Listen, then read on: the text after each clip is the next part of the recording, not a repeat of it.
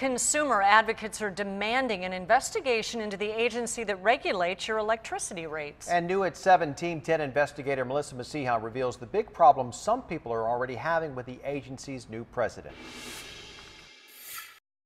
Picker is not off to a great start. He is concealing, not revealing information that the public needs.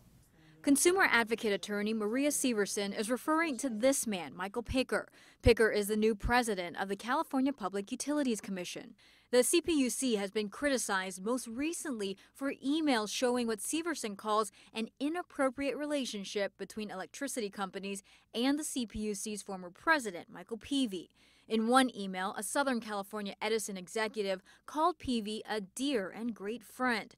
The emails also showed private meetings at bars and restaurants. So he had very private meetings during the course of proceedings where Southern California Edison was dealing with San Onofre and its shutdown and who was going to pay. That is wrong. Current President Picker told UT San Diego his computer erases emails after 90 days, something that troubles Severson. Emails don't delete themselves.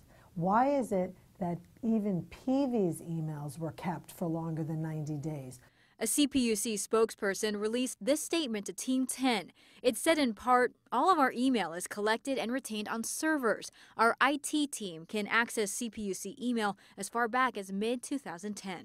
Severson also said she believes your electricity bill would be lower if it weren't for the cozy relationship between the CPUC and the electricity companies. The CPUC meets later this week. For Team 10, I'm Melissa Masiha.